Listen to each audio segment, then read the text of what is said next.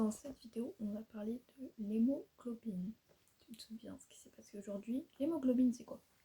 C'est une protéine qui va être riche en fer, big up au prof, qui se trouve dans les globules rouges. Donc c'est ça qui va donner leur couleur, évidemment. Du coup, il y a du fer dedans, ça on s'en souvient.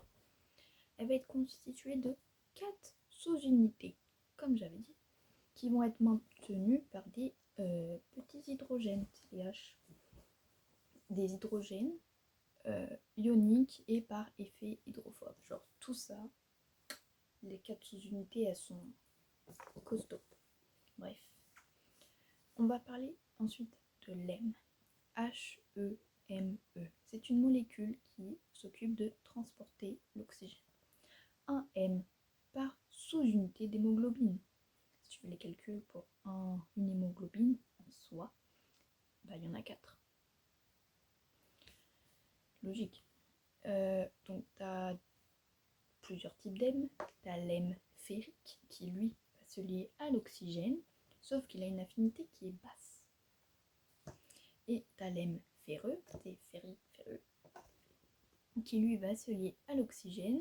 L'oxygène va se réduire en ion superoxyde et cation Fe2+, oxydé en fer, Fe3+. En ion tout court, c'est bien, sauf si tu veux parler de superoxyde. Bon, si tu as une saturation en hémoglobine en oxygène, donc l'hémoglobine, oxygène, la blinde d'oxygène, ta pression elle va faire quoi? Elle va augmenter. Mais sauf que, pour rappel, l'affinité entre l'hémoglobine et l'oxygène, bah, elle est basse. Donc ça va baisser l'affinité. Donc point final. Le CO2, lui, donc pourquoi l'affinité est basse? Parce qu'il y a le CO2 du coup qui entre en jeu, qui lui va empêcher les liaisons entre l'hydrogène et l'oxygène. Parce que du coup, l'hydrogène va tenir l'hème et du coup, tu as le putain de CO2 qui va essayer de se mettre là. Donc c'est pour ça que l'affinité est basse. Bien évidemment, t'écris pas ça dans ta copie avec les gros mots. Je pense que ça rend mieux quand tu... Bref. Et du coup, on appelle ça une compétition au niveau de l'hème. Exactement comme j'ai dit, alors que j'ai pas appris mon cours. Donc, le truc à savoir, c'est que l'affinité entre l'hémoglobine et le CO2 est plus haute, plus forte que l'affinité entre l'hémoglobine et l'oxygène. C'est un peu con. Mais bon, c'est notre corps.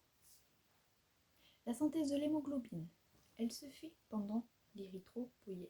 L'érythropoïèse, tu te souviens? Fabrication des globules rouges. Elle se passe dans la moelle osseuse. Et l'hème, sa réaction va débuter dans la mitochondrie, puis dans le cytosol érythrocyte immature. Bon, la fin, je t'avoue, un peu bancale. Donc on a parlé de tout ça. Ok. On a aussi globine. Parce que tu vois, hémoglobine, M, globine. En vrai, c'est pas mal le jeu de mots. La globine, elle va produire elle va se produire au niveau du ribosome du cytosol. Cytosol, tu te souviens, c'est dans les cellules. Cytosol, c'est un petit truc comme ça. Je pense que t'as pas la vision. Bref. Dégradation de l'hémoglobine dans les cellules. Comment ça se passe? Donc le fer de l'hème va être recyclé. C'est bien. Il va être stocké dans la ferritine des tissus, puis il va être emmené dans le plasma. Et là, à ce moment-là, il change de prénom. On l'appelle transférine. Bref. Le CO2 qui va être libéré par l'hème pendant ce processus est dégradé, mais c'est pas grave parce que ça va produire naturellement du CO2 dans notre corps. Mais en fait, il faut avoir aussi du CO2 dans notre corps, c'est indispensable.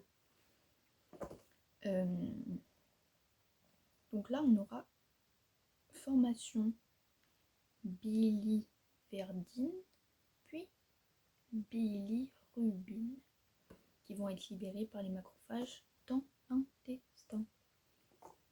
c'est tout un cercle. N'empêche, on passe de moelle osseuse à l'intestin. Voilà. L'hémoglobine embryonnaire, on a 4 types. On a l'hémoglobine Gower 1, l'hémoglobine Gower 2, l'hémoglobine Portland 1, l'hémoglobine Portland 2. Ça va jusqu'à là. Honnêtement, je pense que tout n'était pas clair, mais vu qu'on va se voir, je vais pouvoir détailler un peu plus. Mais là, c'est le global de toute façon. Notre hémoglobine. Il va y avoir des sortes de pathologies, mutations, etc. qu'on va voir. Le thème de ce genre de problème, c'est l'hémoglobinopathie. Alors, on a la thalassémie, qui va être une insuffisance de production de 2 sous-unités d'une hémoglobine. Pour rappel, une hémoglobine a combien de sous-unités? 4. Donc ça pose un sacré problème. On a aussi des mutations, comme je l'ai dit. Alors, on a 3 types de mutations, la C, la E et la S. La C, en gros, ton érythrocyte, ton globule rouge, va avoir un effet plastique. C'est pas bien. Ensuite, la mutation hémoglobine E, on va avoir un épisage alternatif dans l'ARN messager. Alternatif, tu vois bien que ça va pas. Surtout que c'est messager, bref. Et enfin, on a la mutation hémoglobine S, qui, elle, c'est littéralement la maladie de la drépanocytose. Donc, tes érythrocytes forment de l'une coupée des 2 côtés. Mais, comme je te l'ai dit l'autre jour, ça protège contre le paludisme. Voilà la seule mutation qui a un point positif dans la vie, et encore. Notre hémoglobine a des molécules analogues. Donc c'est quoi? Ça va être des protéines qui vont être liées à l'oxygène, mais qui vont assurer le stockage et le transport. Parce que oui, il faut bien qu'elle serve à quelque chose. On a la c'est quoi ce prénom? Myogloine, qui elle va stocker l'oxygène. On a l'hémocyanine, qui elle va transporter l'oxygène.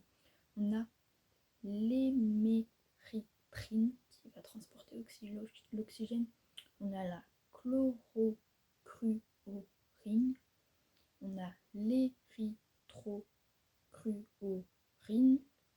On a la l'hémoglobine. Je pense en faisant doucement, tu peux reformuler le mot correctement dans ta tête. Le dernier mot que je viens de prononcer, c'est-à-dire le l'hémoglobine, va protéger la bactérie en fixant l'azote de l'oxygène.